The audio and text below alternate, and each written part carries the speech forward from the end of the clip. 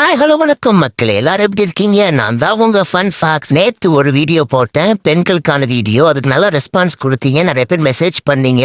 நிறைய சிஸ்டர்ஸ் எனக்கு பர்சனலாக மெசேஜ் பண்ணியிருந்தீங்க. ரொம்ப நன்றி ப்ரோ, நீங்க இந்த வீடியோ போட்டதுக்கு. நாங்கெல்லாம் டெய்லி இவ்வளோ ப்ராப்ளத்தை ஃபேஸ் பண்ணிட்டு இருக்கோம், எங்க பொண்ணுங்க ப்ராப்ளத்தை ஃபேஸ் பண்ணிட்டு இருக்காங்க, அதெல்லாம் நீங்க இந்த வீடியோல சொன்னதுக்கு ரொம்ப நன்றின்னு எனக்கு மெசேஜ் பண்ணீங்க. உங்க எல்லாருக்குமே ரொம்ப மனமார்ந்த நன்றி சிஸ்டர்.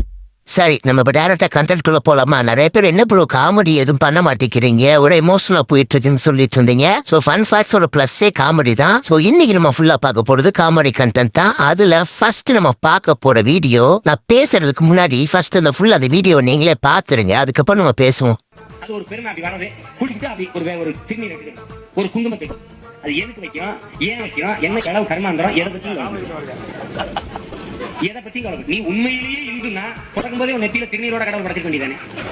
நீ உண்மையிலேயே குங்குமம் வைக்கணும்னா பிறக்கும் போதே உனக்கு குங்குமம் வச்சுதானே?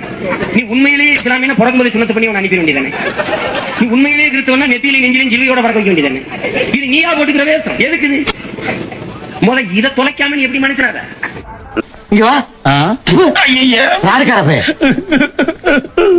இதுக்கு எப்படின்னா இப்படி ஒரு ஸ்பெஷல் ஐட்டம் வச்சிருக்கிறேன், அதை பாருங்க மக்களே. நின்று அடிப்பேன்.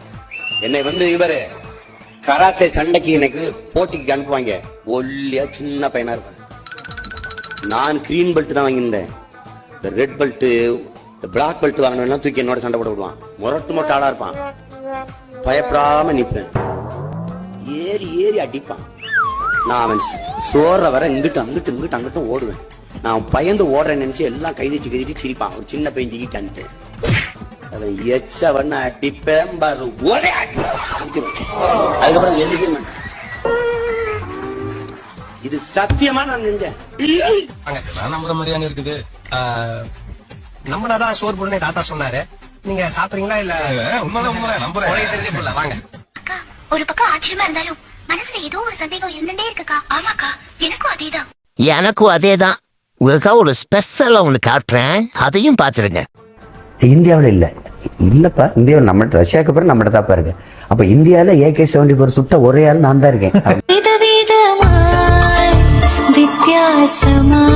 ஒரு கட்டி பிடிச்சோன்னா உங்க அண்ணன் சொல்ற பத்திரம், தமிழகத்தின் தளபதி அவரு பத்திரம் அப்படின்னு இருக்காரு. பின்னூர் நிலையத்துக்கு வரும்போது பிறகு வண்டியை கொஞ்சம் பின்னாடி எடுத்து விட்டு வரேன்னு அங்க நின்றுட்டாள். திடீர்னு பாத்தீங்கன்னா சுத்தி என்னை ராணுவம் வளர்ச்சிருச்சு. இதை சுத்தி நின்றுட்டு கட்டி பிடிச்ச அண்ணா ஒரு போட்டோனா, அண்ணா ஒரு செல்ஃபினா. என்ன மக்களே, காமெடி எப்படி இருந்துச்சு? இதுவரை காமெடி பாத்தீங்க, இப்ப உருட்டு பாப்போமா? முதல்ல உருட்டு நம்பர் 1. நான் என்னுடைய உச்சத்தை விட்டு நான் அவ்வளவு வருமானத்தை விட்டு வாங்குவ வீட்டு வாசலை எவன்டா நீ? இந்தியாவிலேயே அதிக சம்பளம் வாங்குற நடிகர் தமிழ்நாட்டில் அவர் தான் முதன்மையான நடிகர். உண்மையிலே பார்த்தா அவர் தான் இப்போதைக்கு சூப்பர் ஸ்டார்.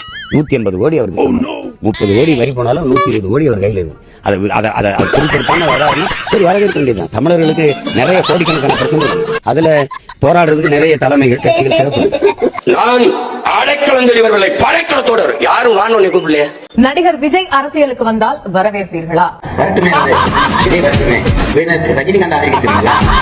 வட்ட வட்ட பாறையிலே உருட்டுரண்ட பாக்கையிலே. இப்ப நம்ம பார்க்க போறது உருட்டு நம்பர் 2. தாய்மொழியை மறந்த தற்குறி நாராயணா, இந்த கொசு தொல்லை தாங்க முடியலடா. எங்க போனாலும் பின்தொடர்ந்தே வருது. பறந்தடிச்சு கொல்லுங்கடா. அதெல்லாம் நம்ம எல்லாரும் ஒண்ணுதான். அப்படின்னா கட்சி ஆந்திராவில் ஆரம்பிக்க வேண்டியது. இங்க எதுக்கு ஆரம்பிச்சா நீ? நல்ல மூத்தர சந்துக்களை விட்டு அடிச்சிருந்துடா. மாப்பிள, இவன் தான் எங்கேயோ செமத்தியா வாங்கியிருக்கான். என் பங்காளி வடிவேல் சொல்ற பாய்த்தியக்காரன் நாயே. இதுக்கு மேல அண்ணனை பத்தி ஏதாவது ஒரு வார்த்தை தப்பா பேசிங்கன்னா கூட அண்ணே உங்களை போட வேண்டிய வரும். அப்படி சொல்றா சிங்கா குட்டிங்களா? பாலகிருஷ்ண தெலுங்கு படத்துல எப்படி வசனம் பேசுறாரோ அப்படியே பார்த்து படிச்சுக்கிட்டு இருக்கான். ஏடா சுட்ட பையல, ஏடா அப்படி உயிரை வாங்குற? கொஞ்சம் வெண்ணி தெரிஞ்சா மூஞ்சில ஊத்துடா. டிவிக்கு மாதிரி ஒரு தற்கொலை கூட்டணி.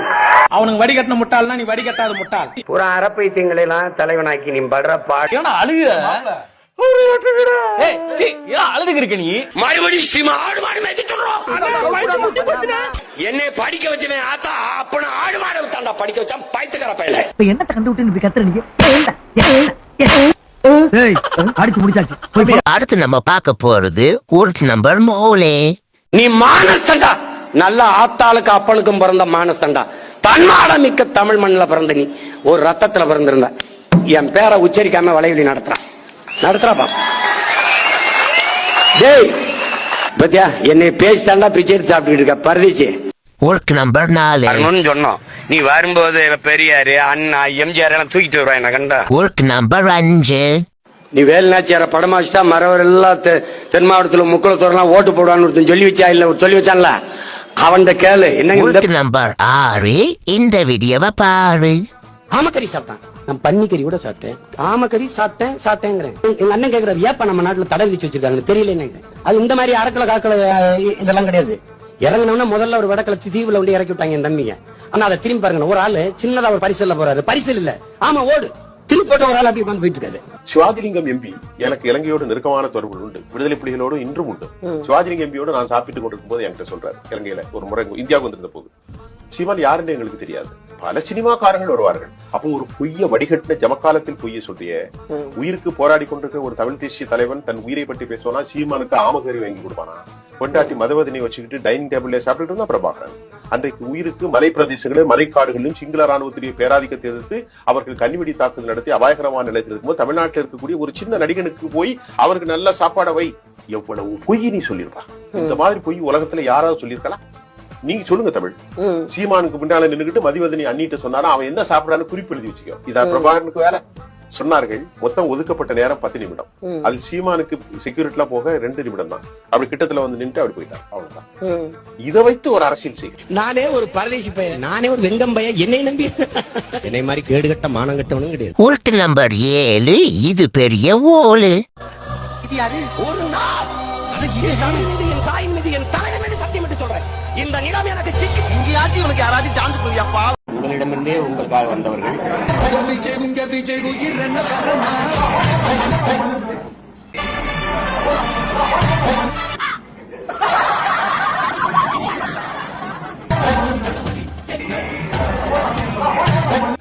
அதனால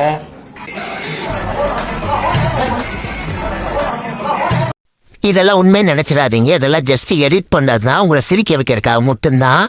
பக்கத்து வீட்டு மாமி பேரு பட்டி. இப்ப நம்ம பார்க்க போற ஒர்க் நம்பர் 8 பீகார் அடி வாங்கிச்சாருக்கு முன்னாடி அண்ணன் முதலமைச்சர் ஆக்கிறேன். இல்லைன்னு வச்சுக்கா ஈழத்துல நடந்தது இங்க நடந்துரும். அவருக்காவது துப்பாக்கி எடுக்கிற துணி விரிச்சு இங்க அண்ணன் துப்பாக்கி என்ன உள்ள கேட்டு போடுவான். அதனால தயவு செய்து துவக்க தூக்குறதுக்கு முன்னாடி வாக்க தூக்கி என்னை வெள்ள விட்டு. நான் சொல்றேன்டா கோனேரி கோன் நம்ம பாட்ட மேல ஆணையிட்டு சொல்றா. நம்ம மூதாதிகள் மேல ஆணையிட்டு சொல்றா. நீ நம்ப மாட்டேடா. அண்ணனை நீ முதலமைச்சர் ஆக்கு. 1000 கணக்கா தொடர் வண்டியில வந்து இறங்கினவன் 2 மாசத்துல 1000 கணக்கா இங்க இருந்து ஏறி போய் இறங்கினான்.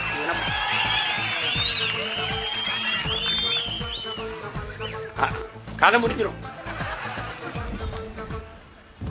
நீ ஒருத்தன் தமிழ் வெல்க தமிழ் வெல்கன்னு சொல்லி இருக்கான். எவன் உனக்கு தெரியும்? வலைவெளியில தமிழ் வெல்க. அவன் இந்திக்காரன். அது சிம்மான். மர்ம சிவன் கழுத்தில் இருக்கும் பாம்பு கேட்டது சீமான் சௌக்கியமா. விஷம் குடிச்சு சாகுற நிலைமைக்கு தள்ளிட்டிய. இந்த உலகமாக உருட்டு கண்டென்ட் எப்படி இருந்துச்சு மக்களே? எப்படியும் சில பேர் சோகமா இருக்கிறவங்கள சிரிக்க வச்சிருப்போம்னு நினைக்கிறேன். உங்களுக்கு இந்த வீடியோ பிடிச்சிருந்தா மறக்காம ஷேர் பண்ணுங்க. ஹைப் பட்டனை பிரஸ் பண்ணுங்க. அப்பதான் இந்த வீடியோ மக்கள் எல்லாத்துக்கும் போய் சேரும். உங்களை எப்பவுமே மகிழ்விக்க fun facts channel and team எப்பவுமே ரெடியா தான் இருக்கும். பல கொலை மிரட்டல்களையும் பல போராட்டங்களையும் தாங்கிக் கொண்டு எதற்கும் துணிந்து மக்களுக்கு உண்மை தோல் எடுத்து காட்டும் இந்த ஃபன் ஃபேக்ட்ஸ் சேனலுக்கு உங்களால் முடிந்தால் மட்டும் எங்களுக்கு நிதி உதவி செய்யுங்கள். உங்களால முடியும்னா மட்டும் எங்களுக்கு நீங்க ஹெல்ப் பண்ணுங்க. இப்போதைக்கு நீங்க பண்ற ஹெல்ப் எங்க ஆபீஸ்ல வேலை பார்க்கிற 3 பசங்களுக்கு கூட செமஸ்டர் ஃபீஸ் கட்டுறதுக்கு உபயோகமா இருக்கும். சப்ஸ்கிரைபர்ஸ் எல்லாருக்குமே தெரியும் நம்ம டீம்ல என்ன தவிர 5 பேர் இருக்காங்கன்னு. 5 பேர் காலேஜ் பசங்க. அதுல 2 பசங்களுக்கு எப்பவுமே எந்த பிரச்சனையும் வராது காசு விஷயத்துல. மீதி இருக்க 3 பேர் தான் ரொம்ப கஷ்டப்படுற பசங்க. பார்ட் டைம் ஜாப் பார்த்துட்டு காலேஜ் போயிட்டு வந்து எங்களுக்கும் வந்து வேலை பார்த்து கொடுக்குறாங்க. அதனால இதை நான் கேட்கறதுல கூச்சப்படவிட மாட்டேன். படிப்பு விஷயத்துக்காக மத்தவங்கிட்ட கேட்கறதுல எந்த தப்பும் கிடையாது. இதை விட முக்கியமான ஒரு விஷயம் சொல்லணும். நீங்க யாராவது எங்களுக்கு ஸ்பான்சர் பண்ண ரெடியா இருந்தால் எங்களை கான்டாக்ட் பண்ணலாம். இதுதான் எங்களோட வாட்ஸ்அப் நம்பர். எங்களுக்கு நீங்க வாட்ஸ்அப்ல மெசேஜ் பண்ணுங்க. கண்டிப்பா ஃபன் ஃபேக்ட்ஸ் சேனல் நல்லா க்ரோ ஆயிட்டு இருக்கு. யாரும் மிரட்டினாலும் உருட்டினாலும் நாங்க பயப்படாம எங்க வேலையை நாங்க பார்த்துக்கிட்டே தான் இருப்போம். ஆல்ரெடி பல பிரச்சனைகள் வந்துருச்சு, லாயரை வச்சு மூவ் பண்ணியாச்சு. ஸோ இனியும் பிரச்சனை வந்தால் நாங்கள் எதிர்கொள்ள தயாராக இருக்கிறோம். அடுத்த ஒரு தரமான கட்டலிருந்து சந்திக்கும் வரை உங்களிடமிருந்து விடைபெறுவது உங்கள் ஃபன் ஃபேக்ஸ் அண்ட் டீம்.